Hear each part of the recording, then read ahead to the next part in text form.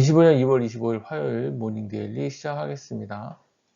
주가 지수 먼저 보시고 가실게요. 코스피, 어제 0.35% 하락하는 모습을 보였습니다. 코스닥은 0.17% 하락하는 모습. 사실 이 정도면, 지난 금요일 미국장 빠진 거에 대비해서는 상당히 양호한 모습이 아니었나 생각합니다. 미국장 이만큼 빠졌는데, 이 정도면 잘 버텼죠. 그래서 원화는 좋은 상태인 것 같아요. 국장은 방어력이 엄청 세졌습니다. 좀 보시면 이제 장의 흐름이 확실히 좀 다른 흐름인데, 물론, 원화 자산이 많이 약해졌었던 거에 대해서 좀 반등하는 반대 흐름도 있긴 하고, 코스피도 또 이제 좀 어떻게 보면 이제 밸류업이라든가 이런 부분들을 통해서 좀 시장 체질을 개선하려는 노력을 좀 많이 기울인 탓도 있습니다만, 또 가장 또 컸던 거는 아무래도 요 흐름이 아닌가 생각돼요. 요 흐름, 요 흐름이 또 많이 도와줬던 거 아닌가라는 생각을 합니다. 홍콩항생 0.55% 빠지면서 그래도 홍콩항생도 나름 선방을 했죠. 상해종합은 0.18%.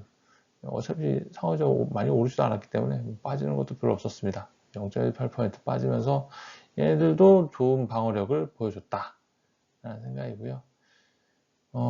니케이는 어제 휴장이었죠. 휴장이어서 가만히 있었습니다만 선물상으로 초기에는 좀 많이 빠지는 모습 보였는데요.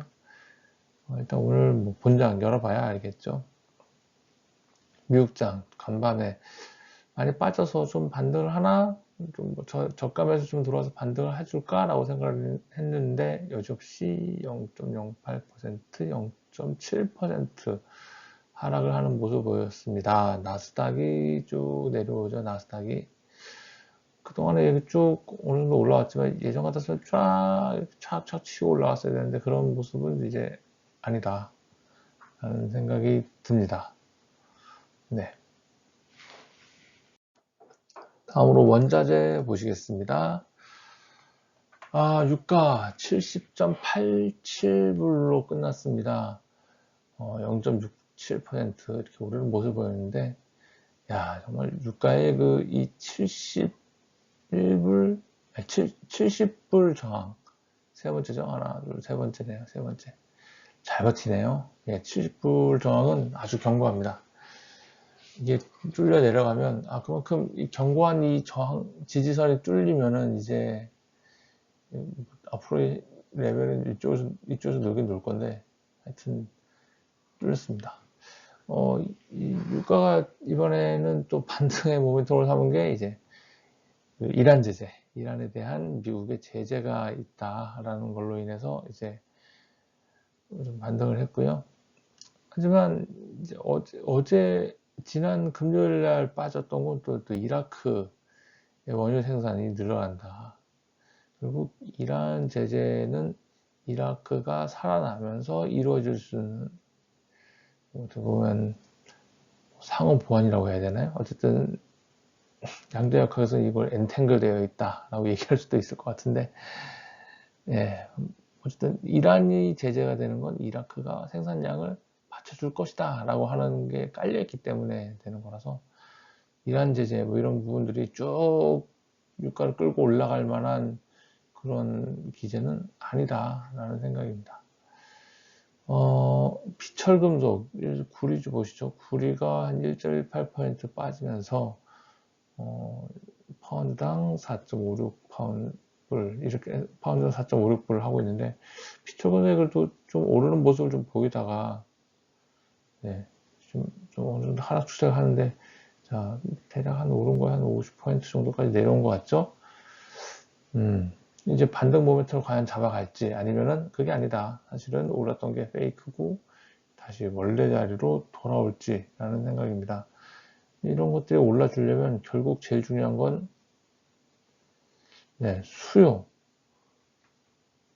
수요가 얼마나 받쳐주느냐의 문제인데, 수요가 받쳐주려면 얘네가 살아나야 되죠.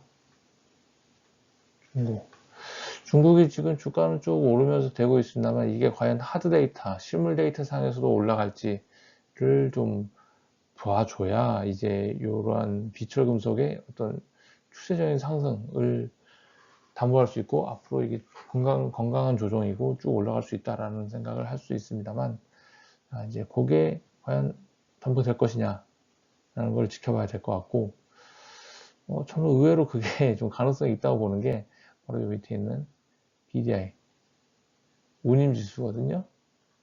화물 운임지수인데 이렇게 쭉 올라가고 있어요. 그만큼 교역량이 그래도 조금 늘었다 라는 건데요. 이게 드라이 지수, 그러니까 벌크선에 대한 운임 지수거든요. 벌크선이라면 아무래도 이제 원자재들을 많이 싣고 다니는 건데 이런 것들의 운임이 늘었다. 지금 어떤 그 항로상에 크게 이게 그 운임을 상승시킬 만한 어떤 다른 이벤트, 예를 들어서 뭐 수에즈 운하가 막혔다든가 또는 뭐 이런 부분들, 뭐 파나마 운하가 막혔다든가 뭐 이런 부분들이 현재 지금 없거든요. 그래서 이거는 이제 수요가 늘어나서 된 운임 상승이라고 볼 수 있고, 요거는 중국발의 가능성 저는 조금 있다고 봐요. 조금 있다고 봐서 비철금속 이런 부분들도 일단 건강한 조정에 저는 조금 더 가능성을 좀 보고 있습니다. 금값 계속 올라서 이제 2,965불 온지당. 근데 3,000불 과연 뚫을 수 있을 것인지 또 궁금합니다. 네, 다음으로 환율 보시겠습니다. 네, 원달러 환율은 1,430원을 뚫고 내려갔습니다. 1,440원을 뚫고 내려갔고요. 오늘 금통위가 있습니다. 금통위가 있는데요. 금통위에서 기준금리 인하를 오늘 저는 단행을 할 것 같아요. 높은 확률로. 시장에서도 많이 그렇게 생각하고 계시는데, 지난 금통위에서 기준금리 인하를 못했던 이유가 대외 요인들, 그 중에서 또 환율, 이런 부분들을 언급을 하셨습니다. 그렇기 때문에 이제 그때 이후로 환율이 쭉 이렇게 내려와 버렸죠. 내려와서 기준금리 인하를 방해하는 요인이 좀 많이 약화됐다. 그래서 기준금리 인하 지지하는 요인이다 라고 오늘 원달러 환율은 생각을 해야 될 것 같고요. 달러와 106.5포인트, 0.05포인트 강보가 벌 끝났습니다. 107포인트 아직 못 넘었죠. 107포인트 못 올라오고 있어요. 달러화에 대해서 뭐 시장에 여러 가지 의견들이 있습니다. 있고, 어떤 분들은 좀 장기적으로 봐서는 원달러 환율 강세 지속될 것이다 라고 얘기하시는 분들도 있습니다. 하지만 저는 저의 그 다른 컨텐츠에서도 밝혔습니다만 생각하고 있는 게, 저는 올해 안에는 달러화는 약세 흐름이 이어질 가능성이 높다라는 생각을 하고 있습니다. 그래서 이 흐름은 앞으로도 좀 더 이어지지 않을까, 좀 결국 내려가지 않을까, 살짝 반등을 할 수 있겠지만 결국 다시 이렇게 또 내려가는 흐름 나오지 않을까라는 생각하고요. 엔달러는 어제 좀 약세를 보였죠. 엔화가 약세를 보이면서 엔달러는 조금 소폭 올랐습니다만 추세적인 흐름 아직 끝나지 않았다라고 생각을 하고 있고요. 유로화는 뭐 강보합을 보였습니다. 소폭 올랐고요. 독일 총선 끝났죠. 독일 총선이 끝났는데 그 결과가 나쁘지 않게 끝났어요. 뭐 정권은 물론 바뀝니다만 그렇다고 어떤 극우나 이런 쪽이 득세하는 것이 아닌, 그래서 중도의 연정이 나타날 것 같아요. 비트코인 94,000불 때 다시 들어왔습니다. 95,000불 다시 깨졌네요. 저는 여러 번 밝혔고 위험자산의 프락시로 본다라고 생각하고 있기 때문에 이 부분은 앞으로의 어떤 위험자산이 가야 할 길을 먼저 가지고 있는 훌륭한 친구 아닌가. 고마운 친구라고 하는 게 맞겠네요. 고마운 친구가 맞다라고 생각을 합니다. 이 흐름 쭉 나오고 나서 그때 뭐 나스닥 이렇게 움직이다가 이렇게 쭉 빠졌거든요. 저는 비트코인은 위험자산의 프락시다라고 생각을 하고 있습니다.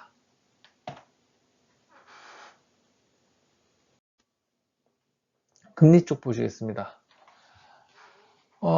어제 국고금리 생각보다는 약한 모습을 보였습니다. 예. 전일 미국장 크게 빠지는 거 생각하면 7bp 이런 식으로 빠지는 거 생각하면은 10년은 3bp 빠지고 3년은 0.5bp.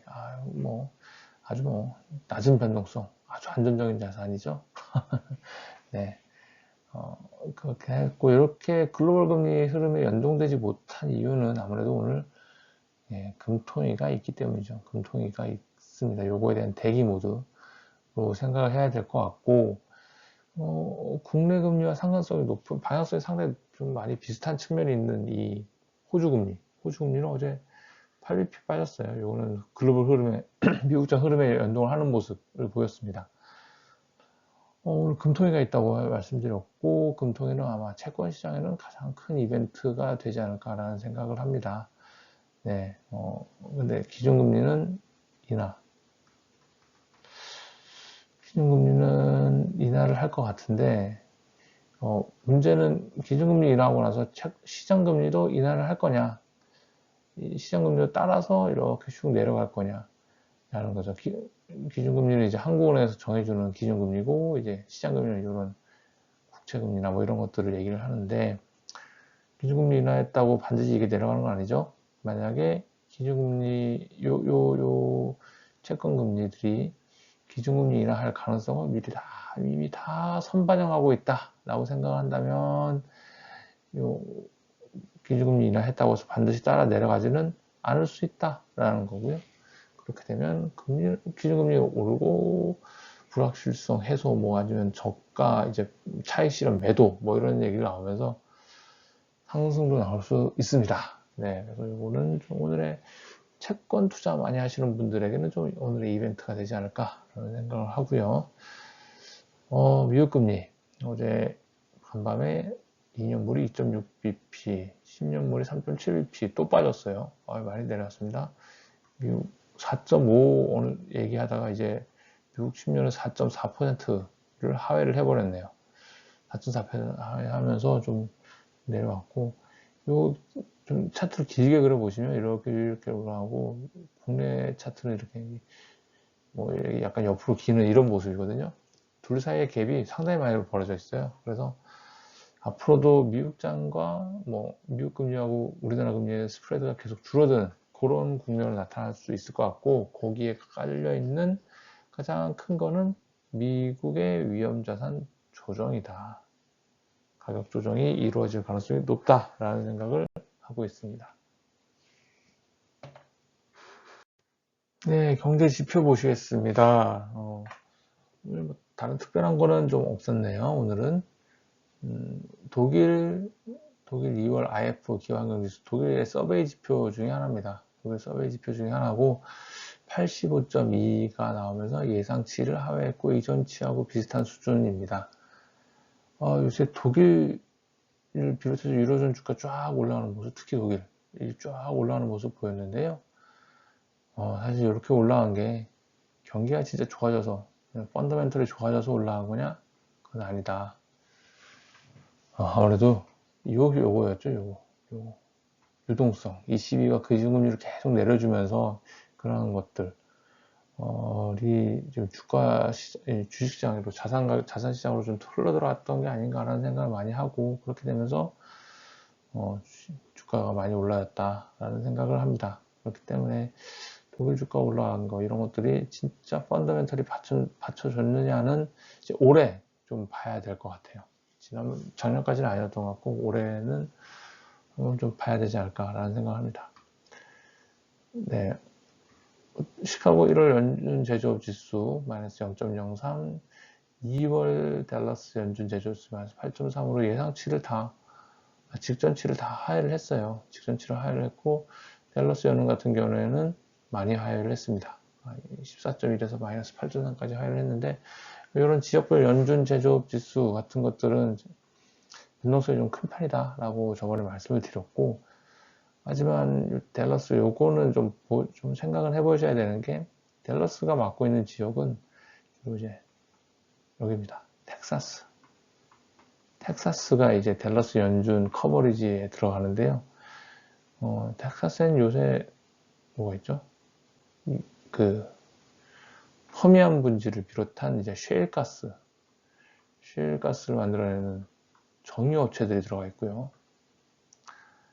또 이쪽에 텍사스들이 지금 뭐 캘리포니아 이런 쪽에서의 어떤 IT 기업들이 높은 물가 때문에 텍사스로 많이 옮겨왔거든요. 그래서 텍사스가 요새 가장 핫한 지역 중에 하나입니다. GDP 순위로 보면 아마 캘리포니아 다음으로 제가 알고 있기로는 2위, 미국 내에서 GDP가 2위로 저는 알고 있는데 뭐 이게 좀 정확한 데이터가 아니어서 좀 헷갈리긴 하는데요. 하여튼 요 상당한 순위권에 있는 지역이 바로 텍사스다. 그래서 이 지역의 제조업 지수, 특히 셰일가스, 정유업체 이런 부분들이 걸려있기 때문에 요거는 좀 안 좋을 수 있다. 앞으로 미국 GDP에도 조금은 안 좋은 영향을 미칠 수 있는 부분이다 라는 생각 정도를 하고 가시면 될 것 같고요. 이번에 독일 총선 결과가 나왔습니다. 독일 총선 결과가 나왔는데 대략적인 이제 총선 결과 한번 보고 가시면 네, 여기 CDU, SCU 여기가 예전 메르켈 총리가 있던 뭐죠? 중도 우파로 보시면 되겠습니다. 3인당이라고 많이들 하는데 요 파트죠, 요 파트 여기입니다. 여기가 이번에 가장 크게 의석을 얻었고요. 지금 현재 올라프 숄츠 총리가 이끄는 쪽이 여기입니다. 제가 당 이름을 정확히 김인당이었나요? 네, 사회민주당이었나? 이랬던 것 같은데 여기가 이제 현재 올라프 총리 현이고 이게 앞으로 이제 미래 총리가 나오실 곳인데 올라프 총리 요거하고 이제 사퇴한다고 뭐 밝혔고 여기는 중도 좌파 여기는 중도 우파입니다. 그래서 얘네들이 합치면 그래도 어느 정도 중도 좌우 연정이 나올 수는 있어요. 이렇게 나오면은. 그리고 원래는 요렇게가 제가 알고 있기로 요거가 있었는데요. 요거랑 이제 좀 없는 거, 어더스라고 되어 있는 것. 여기랑 제가 알고 있기로는 이렇게 연정을 했었습니다. 요거는 좀 이제 우파 쪽이죠. 우파 쪽인데 이제 그 기업 친화적인 이런 쪽이었고 요거는 이제 좌파, the left 이고요. 여기가 이제 녹색당. 이렇게랑 이렇게 했었는데 그래도 어쨌든 여기 중도파가 이제 연정을 하게 됐다. 요게 극우입니다. 극우파인데 여기하고는 이제 딴 쪽은 같이 협정 안 하겠다. 그거는 껴달라. 이러고 있는 상황인데요. 여기가 이제 의석수가 모자라면서 여기하고 여기는 굳이 여기를 안 껴도 되는 상황이 됐습니다. 그래서 독일의 선거 불확실성은 좀 많이 해소가 됐다라고 보시면 될 것 같고요. 네, 오늘의 이벤트는 포커스입니다. 오늘 한국 기준금리 결정 금통이 있는 날이고요. 그리고 독일 4분기 GDP 발표가 예정이 되어 있습니다. 마이너스 0.2% 아까 말씀드린 과연 펀더멘털을 받쳐주는 것인가 라는 것에 대한 어떤 얘기를 또 할 수 있을 것 같네요. 미국 12월 페이스-실러 주택가격지수 주택가격지수 중에 신뢰도가 좀 높은 편이죠. 여기 나올 것 같고요. 2월 리치몬드 연준 제조업지수 나옵니다. 그 다음에 미국의 바이오 연준이사 마킨 리치몬드 연준 총재 연설 있고요. 이번에 ECB에서 이제 기준금리 인하를 좀 멈춰야 된다 이런 얘기 좀 하면서 시장에 약간의 충격을 줬던 ECB 슈나벨 위원이 연설이 예정이 되어 있습니다. 시장 오늘 포커스 일단 미국 주식 나스닥이 조정을 받고 있어요. 나스닥이 조정을 받고 있습니다. 이 나스닥 조정 받고 있는 거는 AI의 캐펙스에 대한 픽아웃이라면 AI의 인프라 투자 뭐 이런 부분들이 픽아웃이라면 추세적으로 나올 가능성이 조금 더 크지 않나라는 생각이고요. 그거를 오늘 미국장 끝나고 이제 엔비디아가 알려주겠죠. 엔비디아가 한국 오늘 기준금리 인하 예정되어 있다고 생각을 하고 있고요. 아마 가능성 높다고 생각합니다. 그럼에도 불구하고 원달러 환율은 변화가 없을 것 같다. 왜냐? 이미 다 선반영 해놨기 때문에. 그리고요. 항생이 어제 좀 와리가리 하는 모습을 보였어요. 어제 장중에는 플러스도 갔다가 다시 또 마이너스 갔다가 이런 모습을 보였는데 이제 더 갈 수 있는가? 항생이 보시면 어느 정도 기술적 지표에서는 차트로 보면 쭉 올라왔다가 쭉 이렇게 해서 어느 정도 선에 걸린 모습입니다. 이걸 뚫고 이제 올라가느냐 내려가느냐 요인 것 같은데 요거 오늘 결정이 될 수 있지 않을까라는 생각합니다. 어쨌거나 저쨌거나 지금은 새로운 대안 탐색의 시기라는 게 제가 뭐 계속 시장을 보면서 드리는 말씀인 것 같고요. 그 중에 대안 중에 하나는 뭐 한국이다. 방어력이 엄청 좋아진 한국이 있다라는 게 제 생각입니다. 네, 오늘 좀 길었네요. 내용이 길었고요. 오늘도 럭키한 하루 되시길 바라고 지금까지 마켓남이었습니다. 감사합니다.